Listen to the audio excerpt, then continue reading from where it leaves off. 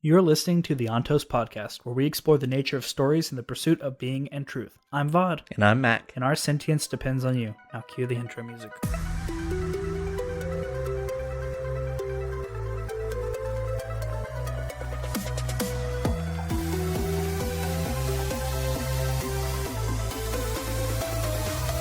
Okay, so chapters Spoilers. Get out of here, spoilers.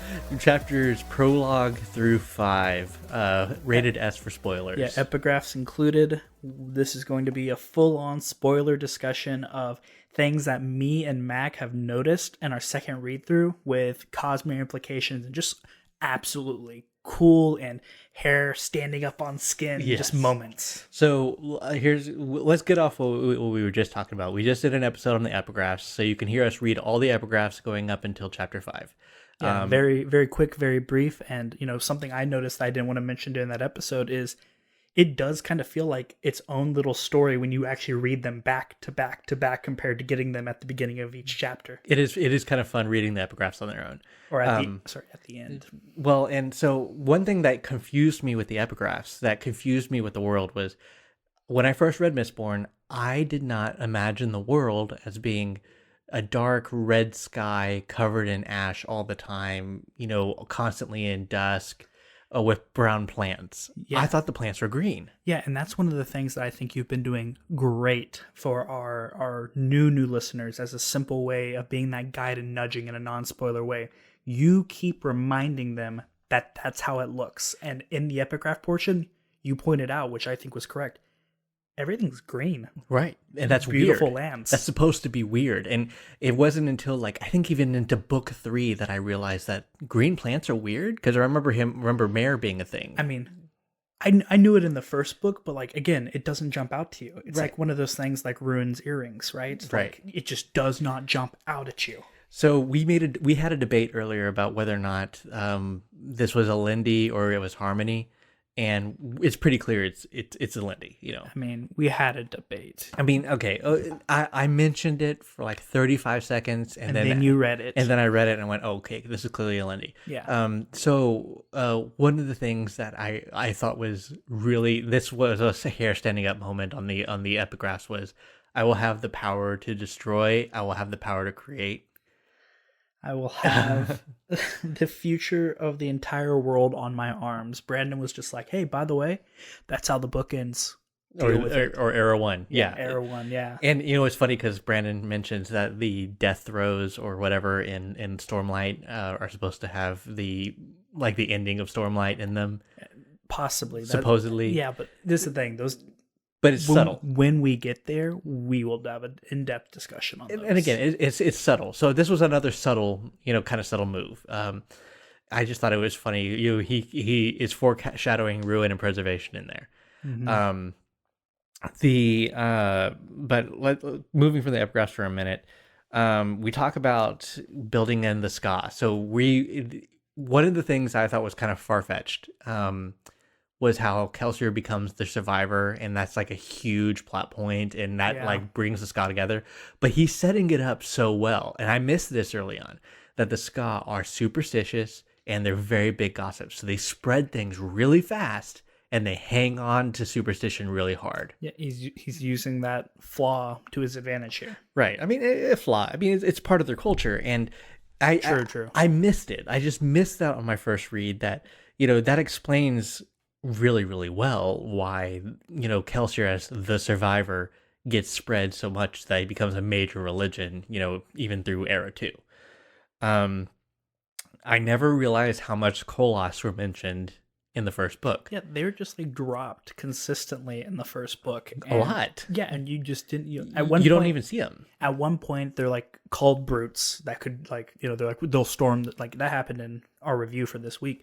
They'll storm. If they storm the capital, they cause more destruction than possible. Which, by the way, we get to see in book 2. We get to see that destruction firsthand. How terrible it actually is, and yeah, they just are named. They're just dropped.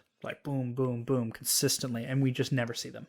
Yeah, and That's the thing. Maybe it makes me wonder: do we actually maybe do see them in book one? Because I don't think we ever saw them until book two. I was saying, well, not up to this point, not up to chapter 5 at least. Yeah, but I didn't even realize they were even mentioned until then. And then we get some foreshadowing because it talks about cave in the prologue. We talk about caves in the east housing rebel ska, so we get that mentioned. That shows up in later chapters.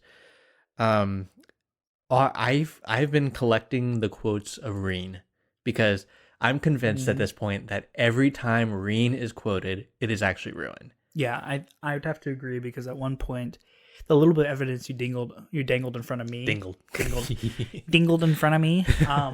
The little bit of evidence you hung in front of me, because I was originally, when you mentioned that, I went, maybe some of it's Rain. I know a lot of it is Ruin. I would say most of it's Ruin, but what you kind of like hung in front of me that got me to agree with you that it might all be Ruin is in this beginning when she puts the earring in these first set of chapters. Reen was talking, she puts the earring in, it gets way louder. Yeah, and that's the thing. That's what convinced me that moment. And we know what the earring is. Everyone, you better not be spoiling yourself. So, if you're listening, then you know what the earring is. And right. Yeah. And so here's some quotes I pulled from Rain. When you're alone, no one can betray you.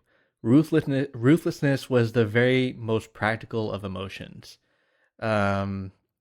There were a few. The surest way to survive is to make yourself indispensable.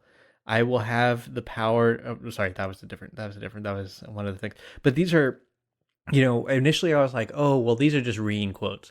But it was that moment, I think in chapter like 3 or 4, where she puts the earring on, and then she says later on, like a paragraph or two later, she goes, Reen's voice started ringing, coming in clearer than it was before, louder than it was before. And if you didn't know what the earring was, you didn't even notice. It's like nothing. You're like, oh, okay. Yeah, and you could even write it off because I want to say that's around the time that Cayman's like beating the snot out of her, and so like you could be like, oh, the voice is ringing even louder now because it's supposed to be implying that Vin didn't listen to the teachings, and that's what's happening. But no, I 100% believe, like you said, it's because that earring got put back in, and we know through, Era 1 and through Era 2 that, being spiked, you are way more influenced by Ruin. Yeah. And you can hear Ruin. And Ruin will actually directly speak. I mean, we had the, in Mistborn Era 2, he was directly speaking to that guy. And then he was like, you always think he's crazy until the last moment. He goes, you didn't even know. Sorry, no. Mistborn Book 2. Sorry, Mistborn Book 2, not Era 2. I mean, but I was like, he's gone by that point. Yeah. But I mean, that it just blows my mind. Like, everyone talks about like it's obvious when you actually know about it, when you can see it, but you can actually see that. It's so subtle though. Like I saw, like after I finished, everything, and I was like going back through the books, I noticed a couple of people would be like, man, I already knew it was Ruin. I saw this coming so far. I knew about the earring, and I'm just like, when they go, liar. Brendan was so good. He was so subtle. Like, right. I have no doubt some people figured it out, but it flew right over my head. It was such a big reveal to me that was what it was. And it was great. I mean, he doesn't need to be heavy-handed with this. He just says she put the earring on, and oh, look, this happens.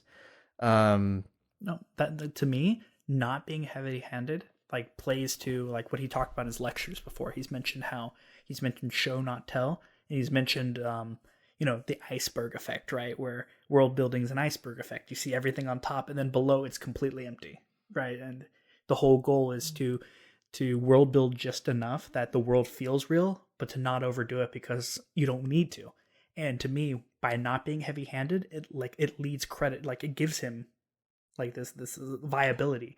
It feels more real for it not being heavy-handed. Well, and what's funny is, when I was rereading this, just because I was honing in on those moments, when we talk about Ruin in Secret History, like we mainly hear Ruin's voice in the second book. When he's speaking to people, and I'm just now remembering that Ruin is very, very simple when he's mentioning things or he's talking to his people. He's like, kill him, or whatever. And what he keeps telling Vin is, you need to be alone. Everyone will betray you. Everyone will betray you. And it's just the same thing. It's constant. It's very repetitive. It's the same message again and again and again. And that's very Ruin, You know, something that kind of feels weird to me is something I want to think about here. Did Reen actually say a lot of this? Or did Ruin just mess with her so much that she thinks this is how Reen Gaslighting, was? Yeah, essentially. essentially, yeah. Because at the end of book one, we're not going to be there yet. We'll talk about it more later. But at the end of the first book, Vin realizes Reen didn't give her up, didn't abandon her, right? Right. Reen was caught and literally took the torture from the Steel Inquisitors and took that secret that she was alive to his grave, which shows that, like, he did the opposite of what he said. He had her back literally to the very end. He saved her life. He's done, who knows? And so, like, I mean, I have hair standing up on my arms right now just thinking about it. Like, was this all just Ruin's gaslighting? Was Reen actually just never this way? Right. And Vin was just twisted because she was spiked. Right. And we know that, Ruin's influence is so intense that, he made her mother kill her own child. Yeah. And make a hemalurgic spike, which, Let's talk about that really fast because, again, something that's incredibly obvious, even when I realized my first read through that was a spike, I was like, oh, that's a spike, but it still did not register in my head that Vin's sibling had to be a misting that the mother spiked Vin with, and that's why she can pierce copper clouds.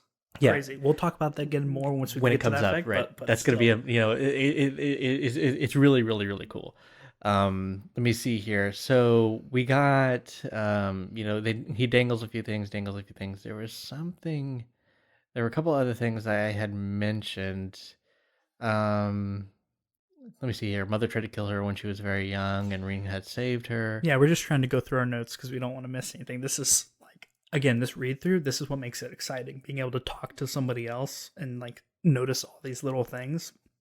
I love, again, I think I mentioned in one of our first episodes that I like to play D&D. I'm normally the dungeon master, and one of the things that I loved witnessing when other players were DMs and things like that was the ability to dangle little bits of information in front of you, and it turns out it comes up something big later down the road, foreshadowing and promises. And that's, like, all of Brandon's writing is foreshadowing and promises. Well, something I totally forgot, and maybe I just missed it, but I just totally forgot. I didn't realize Kelsier wasn't a misting or a Mistborn, didn't have anything until he went to the pits. Oh, yeah. I just forgot or whatever. I mean, I didn't realize, like, Mare was a misting, Doxson wasn't, and that this being a new thing, I kept harping on it during our previous episodes because I was like, I didn't realize that Kelsier didn't have this until he went to the pits. And that was a major plot point, was that he went to the pits and he snapped. And this is actually a big thing that comes up in the Cosmere again and again and again. There's only one world that we know of that you become a highly invested individual without snapping in some way. Yeah, without being broken in some way. Right. And in the concept is supposed to be that your spirit web, gets cracks in it, and that allows investiture to get in. And I mean, it's no better, it's described best here in, Mistborn. The other thing I had to look up was what was the deepness, because I just forgot what the deepness was as a thing. They believed it to be the mist. No. So here it is the deepness was the mist. What happened was preservation realized things were happening, and this happens in book 3, but it's mentioning, again, that the mists go out and they start snapping people, and some people died as a result. So the Ska are understandably, fearful of the mists. That's the funniest part about this is, like, we, especially, like, when we're doing our discussions with the non-spoiler, with the new readers that are going to be listening along in our non-spoiler version, we're talking about how the superstition with the Ska, it's their culture, but it's kind of silly, But it's funny because you see Kelsier and other people walk in the mist fine. Yeah. Why are they scared of it? But it's real. There's a real reason. Right. The deepness was a real thing. And it gets mentioned here in Elendi's epigraphs, or the epigraphs. I think the thing too is they weren't even really as afraid. I don't actually think, maybe I might be wrong, but I actually don't think that the mist was actually snapping people when it was referenced as the deep. I really just think that it could have been, but I think the thing they focused on was the fact that the mist was making farming impossible. Yeah. That was the big problem. It killed everything, and it was a consequence of preservation. Trying to get these allomancers up is my understanding of it. Yeah. And but that was the whole thing, is that, preservation, even a shard isn't able to just gift you with allomancy. Like you had to break. The only person that gets close to that later on is Elend, but even then, I mean, he got stabbed and he was basically at death's door, and he took Lerasium in. Yeah.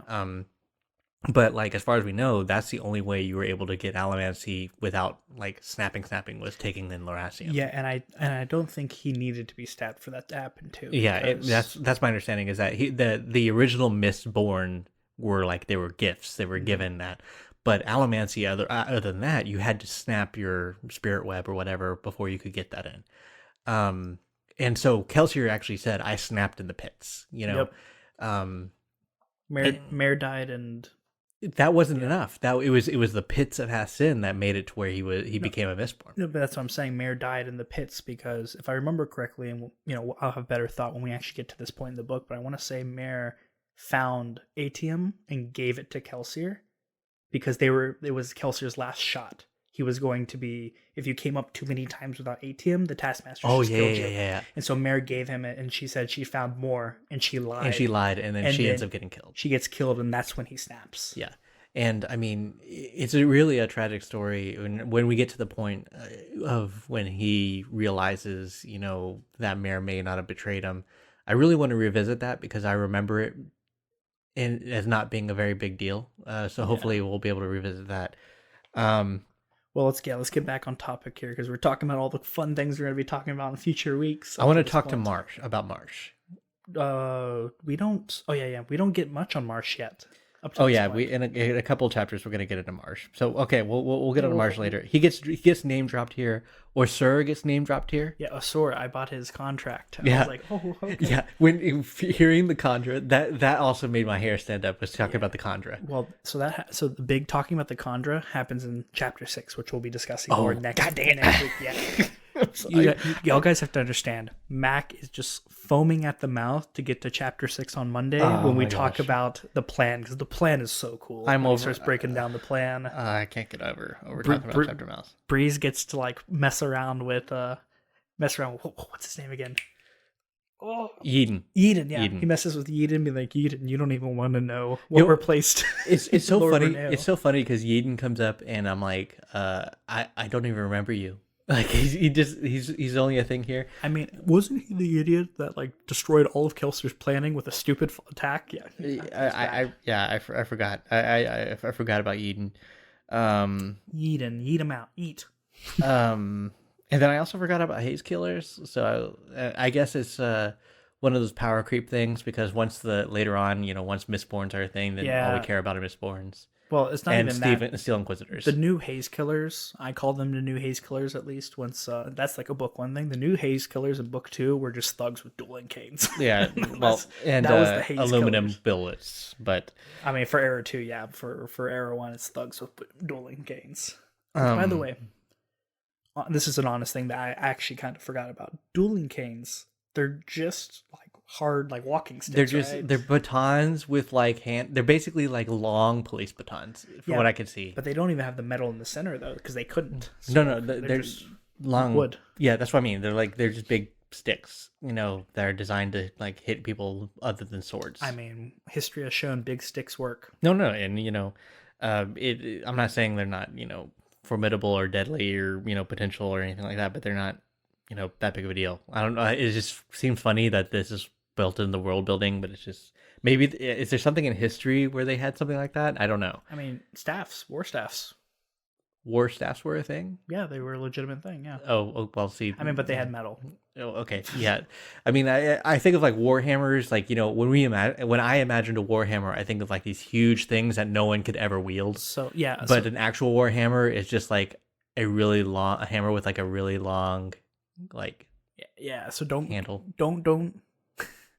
I'm not 100% sure. I'm just 90% sure. At least I looked up a little bit for D&D stuff. I looked up a little bit in weapons and trying to figure that stuff out. But apparently staffs were very effective because they would knock you clean out, right? If they hit you in the head, it was the reach. A sword could not get in reach. Right. So, I mean, that's one of Kaladin's things, is that a spear is like such a huge weapon because of the reach. And there's some really, really neat people who can wield some spears. But anyway, getting back onto this.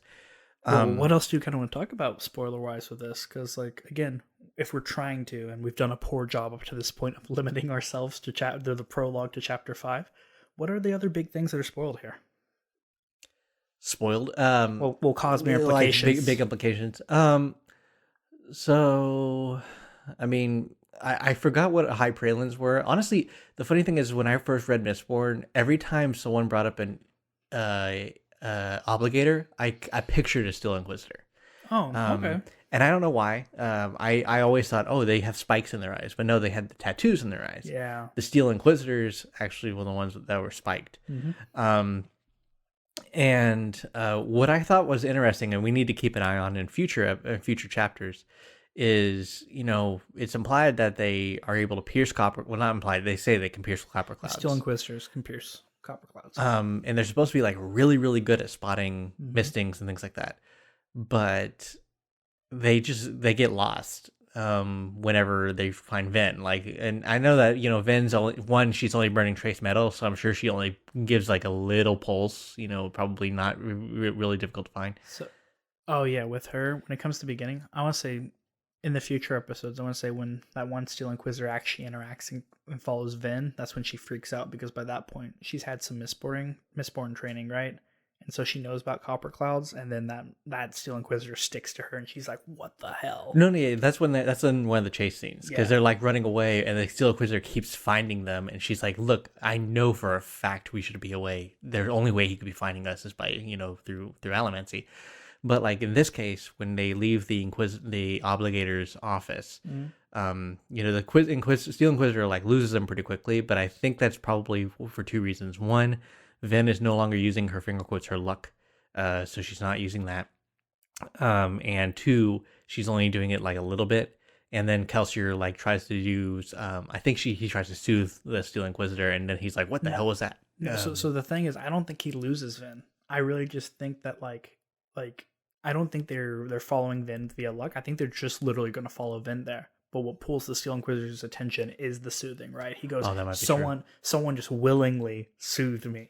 One thing I did miss though is that they said he killed 2 spies. So Doxson killed the 2 spies following. But it wasn't an Obligator, and it wasn't a Steel Inquisitor. No, they were. So the Steel Inquisitor was assumed. The Steel Inquisitor was assumed that he left to chase Kelsier. Right, he did.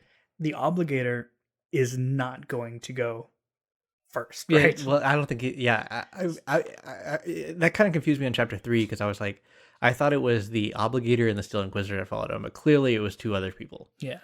Because two lackeys. Because a High Praelan getting killed would have been a huge deal. Would have been, you know, there wouldn't have been some subtle thing there. The other thing that I thought was really interesting, and I think we actually skipped it. No, we didn't skip it. We actually did mention it, but we kind of glossed over it. Was Ven uses pewter. When she's getting beaten. Beaten by Cayman. Yep. And that was actually, it wasn't even.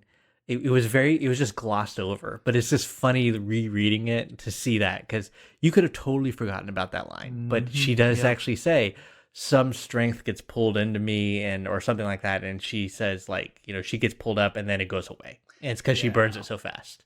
Yep, it's because, like you said, she's working off of trace metals. And it's funny because she goes, "Oh, I think I do recall potentially having that," but you don't realize it was a chapter and a half ago. She actually did totally do that. Yep. And then she mentions her mugs. I think it's in the next chapter or next week. She mentions like, "Oh yeah, that makes sense. Like the mugs we drink out of are made of pewter." Pewter, right. Because he says, "Oh, you might drink of this, or you might use pewter utensils." He goes, "Oh yeah." But what I find funny is Brandon didn't find it upon himself, which. This is, if I was an author and I was trying to like show, "Oh, I'm so smart, I look at this world building I did," I would be like, and then Ven remembered when Cayman was beating her, how she was able to pull some, you know, her strength out or whatever. And he doesn't do that. He just says that this happened. So it's just fun reading that on the second read through. Yeah. This is what I love to pull out for like experienced readers. These are the people who've read this before, to say like, yeah, I guess this was actually mentioned, you know, way earlier than I remember. Yeah, and if anyone listening, you know, if there's things we missed, like leave comments, like tell us. Like, we are happy to see things that we missed. It's exciting to see these little things that Brandon might have done, and just in his foresight to hint and, foreshadow things in the future. Like, I guarantee there's going to be later chapters I'm going to be like, oh yeah, that was mentioned earlier. And that's what I love about rereading this stuff is there's so many little things that I just completely missed. Like the Reen, quotes, and then now knowing that they're most likely are ruined, that they probably, every single one of them probably is ruined. Yeah, I mean, that was just, and, other people might have had this feeling, but to me, this like, that discussion we just had was something that was actually brand new to me. Is Ruin just gaslighting Vin big time? It's not. It was like Reen never actually was this way, or he might have been, but not to the extent that Vin remembers. Justice for Reen. let's bring it back. Justice for Reen. Can we get this on Crim posting? Okay, let's go in here and let's just Crim post Reen. Reen did nothing wrong. Reen did nothing wrong. No, r/f Moash r/Reen did nothing wrong. Reen did nothing wrong. I think that would actually that would be a fun thing. Let's get that hashtag trending. Let's get it on Twitter, or whatever social media thing exists now that Elon Musk did that thing. But oh boy. But there was something else. Oh, the on the epigraphs. So we were talking about whether or not it was Alindy or Harmony, but there were some things. There's 2 epigraphs later. I know I keep trying to jump ahead, but one of the epigraphs reads, oh gosh, he says something about discord. Okay, he shall defend their ways, yet shall violate them. He will be their savior, yet they shall call him heretic. His name shall be Discord, and it's capital D, Discord, yet they shall love him for it. Now, we know Harmony at the end of the thing. There is someone a word of Brandon where he says, could Harmony have become Discord if he wasn't able to reconcile ruin and preservation? Could this be, this one line, this one epigraph, be a sign of something that happens in a later era? Does Harmony become Discord? Man, Brandon wouldn't do that to my boy Sason. But he might, and it could be. And I'm gonna go out on the limb. I'm gonna go buck wild here. I'm going off script. Could this be a prediction of what happens? Does Trell corrupt Harmony? Ooh, are we talking about the ending of Era 2, which is coming out real soon? Yes, I mean we're already talking Lost Metal anyway, so could there was a theory that Trell corrupted Odium, that Odium was actually just like passion or whatever, and he became like hatred and all these things that broke things. But I just can't get over this capital D Discord.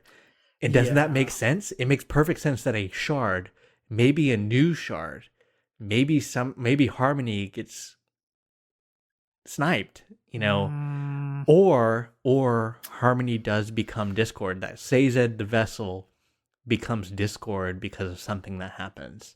And we already kind of see that in Era 2, and we'll go over that obviously when we get there, that Sazed, is struggling a bit with reconciling his stuff. He already said, I was too easy on you guys and I held you back with giving you everything you needed, and now I'm stepping back. And now he, Wax is already saying, look, you can't do this. You're a god. You're able to take care of these things. You need to take care of it. And he seems pretty cool with it now, but maybe he doesn't. Maybe he starts trying to push things a little bit further because things get a little wild. We'll find out in the Lost Metal, probably. Maybe, hopefully. Hopefully. But I wanted to point that out as we saw the very first epigraph already give the ending to Era 1.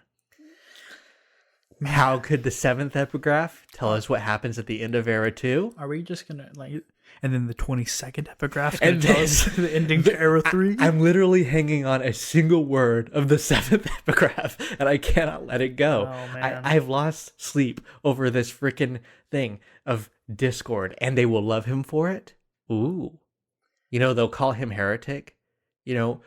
Could it be... All right, kind of being the devil's advocate and shoot it down, right? Couldn't that just be Rashik, right? Like, he became Discord, right? Because when he took over... He never became a shard, though. I know. No, he did. No, he didn't. He became a fullborn. Yeah, he took on the power. He took on the power, and then he screwed everything up. Right. But I'm saying that, but people didn't love him for it. I mean, no, never. Not even the episode in Era 2 when they realized, oh, Rashek might not have been a bad guy. They didn't go, oh, yeah, the Lord Ruler, he was pretty cool. That genociding stuff, we all make mistakes. It was the survivor, and it was harmony that were worshipped. So get this. He will be their savior, yet they shall call him heretic. That's what they did to Rashek. He in his eyes, he saved everyone because he stopped Elendil from giving the power up. And he may have actually saved them. He did. Straight up. Like again, Rashek was just a guy really trying his best. Like, his best ended up not being good enough in the end. That's all that was. But like, and the Terrace people called him a heretic because they believed it was Elendil. Mm-hmm. They believed that he betrayed the Terrace prophecies. And then it says, his name shall be Discord, yet they shall love him for it. And so in my eyes, I think what ended up happening here was, he was supposed to be Preservation's ace in the hole, but he ended up being Ruin's. Mm-hmm. And the people that loved him for what happened, the first Terrace people did, when he made them into Chondros, they swore to serve him forever because they saw afterwards what he had done and they loved him for it. That's why they keep saying, the one person we will never betray is the Lord Ruler.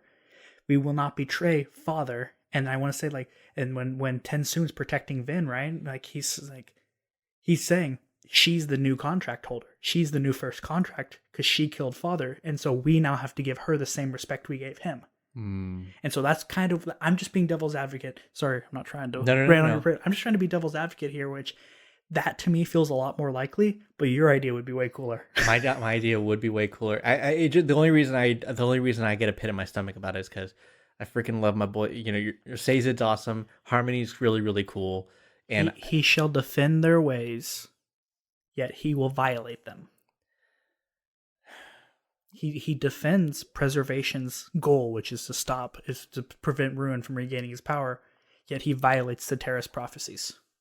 Okay, we'll see. I'm just saying, if it happens, you heard it here first. You heard it here first. Maybe. Hey guys, it's Maq. Thanks for listening to the Altos podcast. You'll start seeing regularly scheduled episodes starting November 14, 2022. If you'd like to follow us, please consider subscribing. We're a small project, so please support us with likes and comments because that's what the algorithms crave. If you're listening to the YouTube channel, please hit the notification bell. And if you really want to give us a boost, consider supporting us on Patreon so we can give Vaud a better mic.